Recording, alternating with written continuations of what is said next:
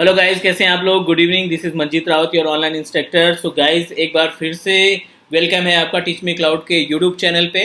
और गाइस, जो आज हम वीडियो की बात कर रहे हैं, जिस पर्टिकुलर टॉपिक की बात कर रहे हैं, अगर आप वर्चुअलाइजेशन से जुड़े हैं, VMware से जुड़े हैं, तो कभी ना कभी आपने इस टॉपिक को यूट्यूब पे या गूगल पे जरूर सर्च किया होगा, क्योंकि इसमें थोड़ा सा ये जो टॉपिक है अपने आप में कन्फ्यूजन भरा है, राइट। और बहुत ही ज़्यादा इंपॉर्टेंट है, मतलब कन्फ्यूजन तो है ही है, साथ ही इंपॉर्टेंट है। अगर आप VMware के L1, L2 या L3 किसी भी लेवल पे काम कर रहे हैं, तो डेफिनेटली आपको कभी ना कभी अपने क्लाइंट को सपोर्ट करते समय इस पर्टिकुलर टॉपिक में इस पर्टिकुलर टॉपिक की हेल्प लेनी ही पड़ी होगी। Yes, I am talking about the HA&DRS, right. तो हम बेसिकली जो बात करने वाले हैं आज, कॉन्फ़िगर करने वाले हैं, इसकी थ्योरेटिकल पार्ट समझने वाले हैं, वो है अपना HA और DRS, right. Distributed resource scheduler, DRS का मतलब, HA means high availability.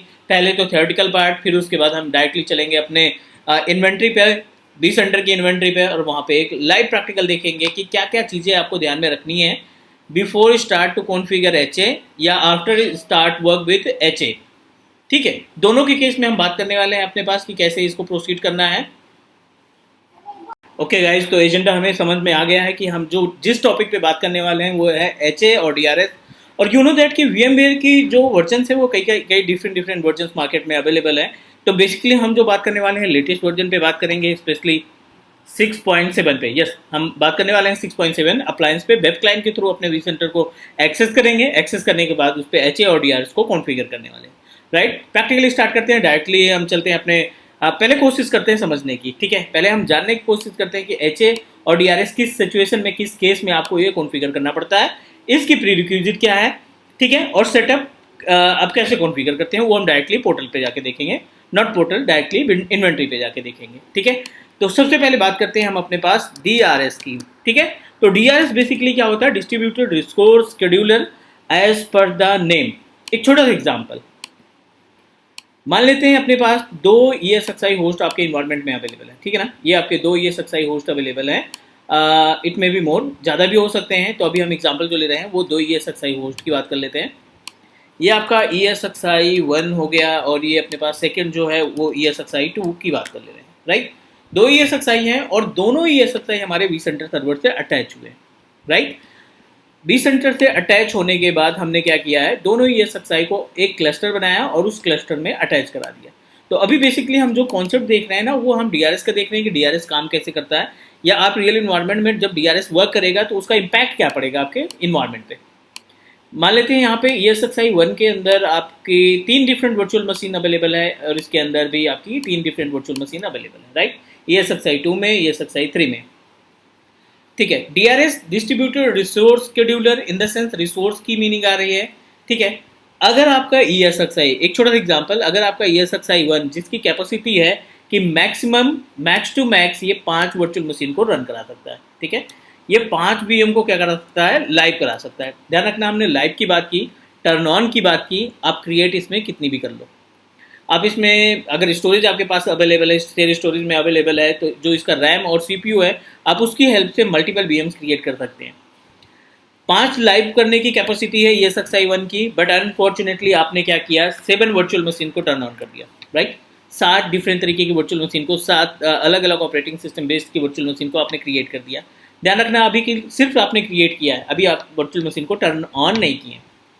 Impact क्या होता है, अगर आपका ESXi होस्ट DRS में कॉन्फ़िगर है, क्लस्टर में कॉन्फ़िगर है, DRS उसका एक्टिवेटेड है, ठीक है, तो एग्जैक्टली इम्पैक्ट क्या पड़ेगा कि जो 7 VMs आपके पास है, क्रिएट तो हो गई, लेकिन जब आप इनको ऑन करने की कोशिश करेंगे, ठीक है, जब आप इसको क्या करेंगे, टर्न ऑन करेंगे, अपने जो 7 वर्चुअल मशीन डिफरेंट बना रखी हैं, तो ये क्या करेगा, आपकी 5 वर्चुअल मशीन को तो अपने पास स्टोर कर देगा, अपनी 5 वर्चुअल मशीन को आपके इन्वेंट्री पे दिखा देगा, लेकिन जो इसकी कैपेसिटी में नहीं है, जो इसकी हार्डवेयर कैपेसिटी में नहीं मैच करेगा, उन 2 वर्चुअल मशीन को ये क्या करेगा, माइग्रेट कर देगा दूसरे ESXi पे।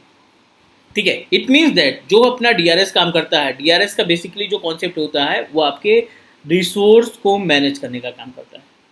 मीन्स अगर 5 की कैपेसिटी है, 7 वर्चुअल, 10 वर्चुअल मशीन या 8 वर्चुअल मशीन क्रिएट कर दी, तो जितनी उसकी कैपेसिटी है ESXi की, उतना ही कंटेन करेगा, उतनी ही वर्चुअल मशीन को रन कराएगा। बाकी की जो वर्चुअल मशीन है उनको ऑटोमेटिक मूव कर देगा ESXi 2 के ऊपर, राइट।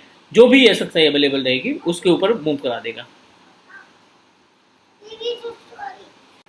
ओके, तो ये बेसिकली आपका जो कॉन्सेप्ट हुआ है वो डीआरएस का है। मींस डीआरएस के केस में अगर आपका हार्डवेयर कम है ईएसएक्सआई के अंदर, तो वो आपकी वर्चुअल मशीन को सेकंड ईएसएक्सआई के अंदर मूव करा देगा, राइट। अब अगर हम थोड़ा सा प्री रिक्विजिट की बात करें तो जाहिर सी बात है आपके पास जो वर्चुअल इन्वायरमेंट आपने इस्टेब्लिश किया है, ईएसएक्सआई लगा रखा है, उसके अंदर वीएम को इस्टेब्लिश कर रखा है, राइट। तो ये अपने पास कॉन्सेप्ट हुआ डीआरएस की सर्विस का। और हम अगर इसके टाइप्स की बात करें तो वो डायरेक्टली हम प्रैक्टिकल पे देखते हैं, क्योंकि ज़्यादा थ्योरेटिकल भी आपको थोड़ा सा बोर करने लगता है। इस वजह से हम डायरेक्टली प्रैक्टिकल देखते हैं। पहले डीआरएस कंफर्म कर लेते हैं, फिर उसके बाद एचए का कॉन्सेप्ट देखेंगे। तो बेसिकली आई होप कि आपको भी पता होगा कि 6.7 का एक सिमुलेटर है जो पोर्टल के ऊपर अवेलेबल है, ठीक है। हमने उस सेम सिमुलेटर का इस्तेमाल किया है। बेसिकली ये सिमुलेटर नहीं है, ये आपको VMware ने क्या किया है, फ्री 1 hour 30 minute, मतलब 1.5 घंटे का इस्तेमाल, 1.5 घंटे तक आप अपने इसमें प्रैक्टिस कर सकते हैं, लैब कर सकते हैं। क्योंकि हमें भी पता है कि जो अपना इन्वायरमेंट VMware का इन्वायरमेंट होता है उसके लिए हाई कॉन्फ़िगरेशन की मशीनें चाहिए। कम से कम 32 गिग की मशीन आपके पास होगी, तब आप प्रैक्टिकल कर पाएंगे, राइट। तो कोई नहीं, हम आपको इस पे हम एक आपके लिए एक सेपरेट वीडियो बना देंगे, उसमें सभी स्टेप क्रिएट कर आपको प्रोवाइड कर देंगे, जिसके थ्रू आप अपना खुद का प्रैक्टिकल कर सकते हो with the help of internet. 4 GB की मशीन है आपके पास, 2 GB की मशीन है, इंटरनेट अच्छा है आपके पास, तो आप इसमें सारा प्रैक्टिकल कर सकते हैं जो आप रियल इन्वायरमेंट में करते हैं। तो बेसिकली हमने प्लान किया है कि आपको इस पे डीआरएस को कॉन्सेप्ट समझाएं, राइट। ओके, बेस से स्टार्ट करते हैं। हमने क्लिक किया अभी vSphere क्लाइंट पे, राइट। और vSphere क्लाइंट पे क्लिक करने के बाद ये सभी ऑप्शन हमें दिखाई पड़ रहे हैं। ये अपने vCenter सर्वर का एक्सेस है, I hope you know that. और यहाँ पे देखो कई सारे ऑप्शन दिखाई पड़ रहे हैं, host and cluster, VM template, storage, networking. तो हम चाहेंगे यहाँ पे होस्ट एंड क्लस्टर में जाएंगे। होस्ट और क्लस्टर में जाने के बाद अपने पास एक ऑप्शन दिखाई पड़ रहा है ट्रेनिंग। तो ट्रेनिंग बेसिकली क्या है, ये डेटा सेंटर है, BCSA01corp.local, ये vCenter का सर्वर का नाम है, ठीक है। थोड़ा सा जूम कर देते हैं ताकि आपको क्लियर दिखाई पड़े। ये दूसरे नंबर पे जो ट्रेनिंग है, ट्रेनिंग नाम का हमने डेटा सेंटर बना रखा है, और उसके साथ जुड़ा हुआ है क्लास। क्लास जो है अपना वो क्लस्टर है, और क्लस्टर में हमने 2 ESXi होस्ट को अटैच कर रखा है, ESXi 01, ठीक है, 01, ESXi 02, 2 डिफरेंट ESXi होस्ट हैं। और कंफर्म करा देते हैं आपको कि जो ये ESXi होस्ट हमने लगा रखा है, और इस क्लस्टर में जाकर के अगर आप VM पे क्लिक करते हैं तो total number of virtual machine 4 दिखाई पड़ रही हैं, राइट। और अगर हम सेपरेटली देखें दोनों के अंदर, तो ESXi 1 के अंदर 2 VM हमारी रन कर रही हैं, राइट। और ESXi 2 के अंदर अगर हम बात करें तो इसमें भी 2 वर्चुअल मशीन रन कर रही है।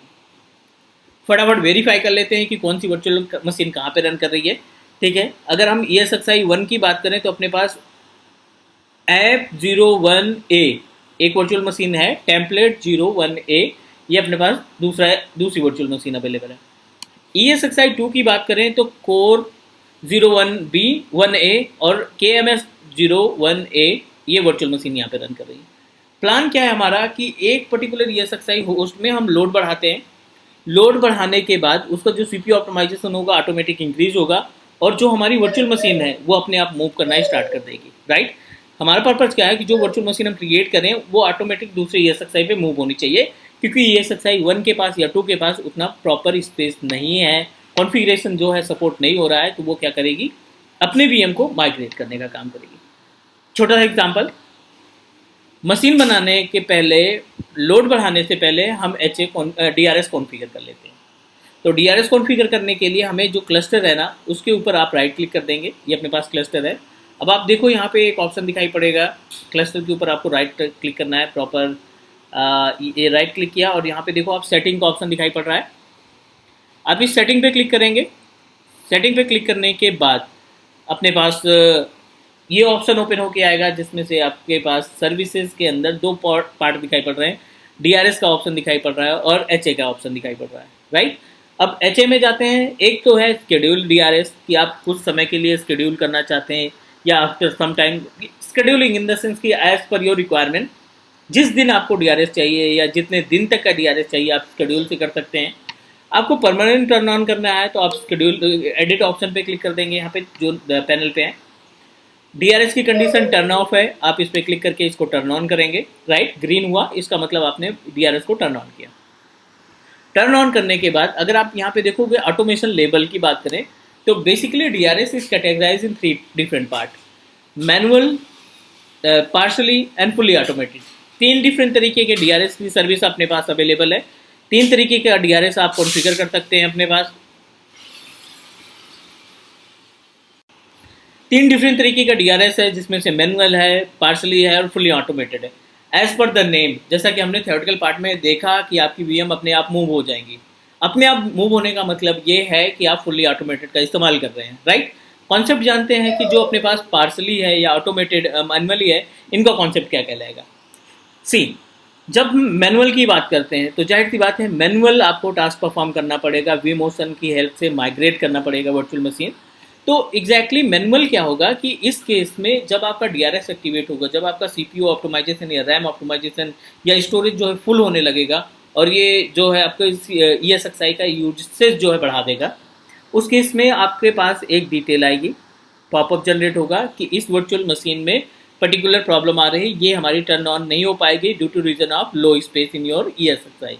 तो आपको उस मशीन को मैनुअली माइग्रेट करना पड़ेगा जो भी आपके इन्वायरमेंट में दूसरी ईएसएक्सआई अवेलेबल है। That is the concept of manual DRF. Partially के केस में आपको वर्चुअल मशीन भी दिखाई पड़ेगी और साथ में पॉपअप जनरेट होगा। जब पॉपअप पे आप क्लिक करेंगे तो आपको डिफाइन कर देगा कि किस ईएसएक्सआई में आपको रखना है। मतलब जो मैनुअल माइग्रेशन है वो नहीं करना पड़ेगा, आपके पास ईएसएक्सआई पार्सली में आधा जो है ऑटोमेटिक होगा, आधा जो है मैनुअल होगा। ऑटोमेटिक में ये होगा कि आपको वर्चुअल मशीन की डिटेल मिल जाएगी और अवेलेबल ईएसएक्सआई की डिटेल मिल जाएगी, सिर्फ आपको ओके करना पड़ेगा कि इस वीएम को हम इस ईएसएक्सआई में रखना चाहते हैं। क्लियर।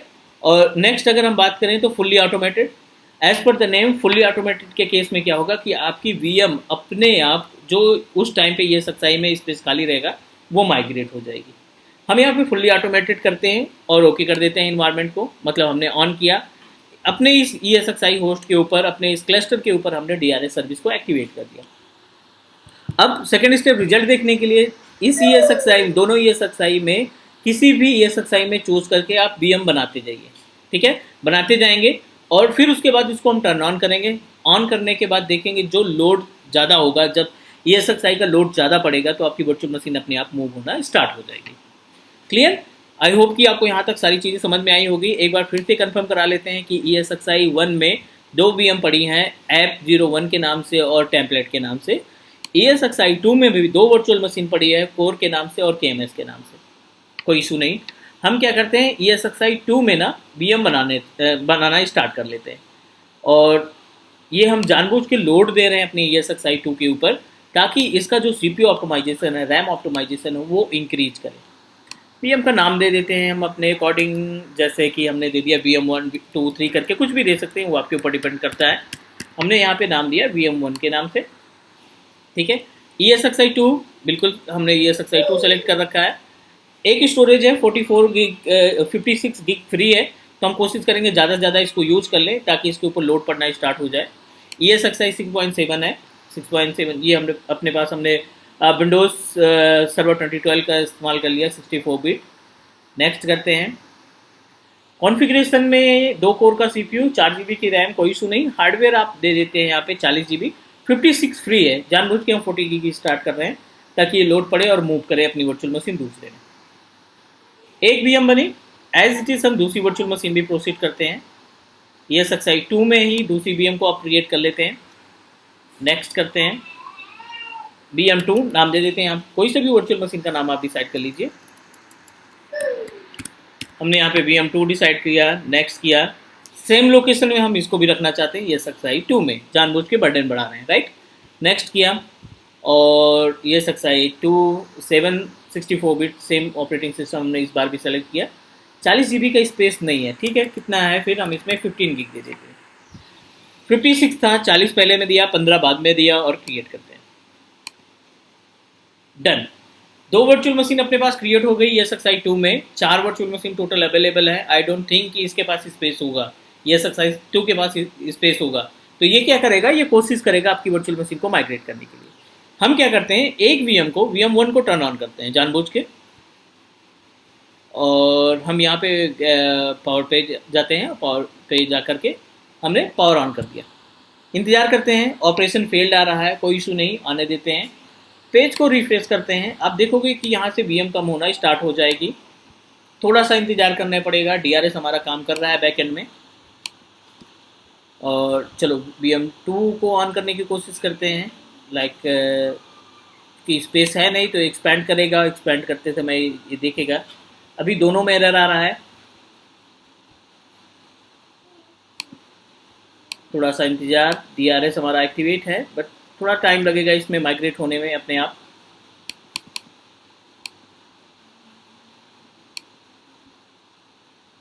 ठीक है, ESXi 2 में 1 में देखें तो अभी कितनी VMs है, यहाँ पे 2 ही VM है, कोई इशू नहीं। हम ESXi में जो VMs क्रिएट किए हैं उसमें से रिफ्रेश करते हैं। ओके, आई थिंक हमने जो स्पेस है वो कुछ हार्डवेयर स्टोरेज का ज़्यादा दे दिया, तो एक डिलीट कर देते हैं और छोटे छोटे स्पेस में 2-3 वर्चुअल मशीन बनाते हैं। VM2 है और एक हम VM3 बना लेते हैं।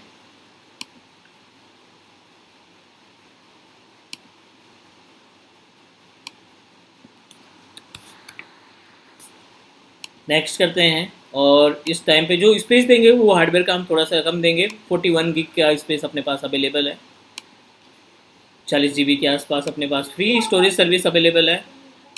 Just going to proceed with 20 GB, ठीक है, 20 GB दे देते हैं ताकि एक भी हम और बना सकें। हम सिर्फ हार्डवेयर का रैम और CPU का ऑप्टिमाइजेशन जो बढ़ाएंगे। ठीक है, go to the ESXi again और एक VM और क्रिएट कर लेते हैं हम। ठीक है, नेक्स्ट किया और VM4 यहाँ पे नाम दे देते हैं। ये अपने पास VM4 हो गया। इस बार हम जो स्टोरेज देंगे वो आपका 15 गिग दे देते हैं, 21 GB के आसपास अपने पास फ्री स्पेस है, तो हम यहाँ पे स्पेस दे देते हैं यहाँ पे 15 गिग, राइट, 15 GB दे देते हैं। हार्डवेयर रैम CPU सेम रखते हैं, तो 2 कोर का CPU और 4 GB रैम। ना each and everything is okay. 5 virtual machine है ESXi 2 में। अब हम अपने VM2 को ऑन करते हैं या VM1 को, किसी की भी VM को आप ऑन करो और थोड़ा सा इंतज़ार करते हैं कि क्या होता है। एक वर्चुअल मशीन अपनी टर्न ऑन हो गई सक्सेसफुली, मीन्स अभी स्पेस है इसमें हैंडल करने का। सेकेंड VM पे जाते हैं हम, अगली वर्चुअल मशीन टर्न ऑन करते हैं। ऑपरेशन फेल्ड, लेकिन आपकी जो VM3 थी ना वो मूव हो चुकी है। सी, आपने ट्राई किया ऑन करने का, लेकिन स्पेस ना होने की वजह से आपकी वर्चुअल मशीन मूव हो गई और वो वर्चुअल मशीन ESXi 1 में जाके स्टैब्लिश हो गई। डन, मतलब जब आपके ESXi इन्वायरमेंट में स्पेस नहीं रहेगा तो ये आपकी वर्चुअल मशीन को उठाएगा और माइग्रेट करके दूसरे में ऑटोमेटिकली सेट कर देगा।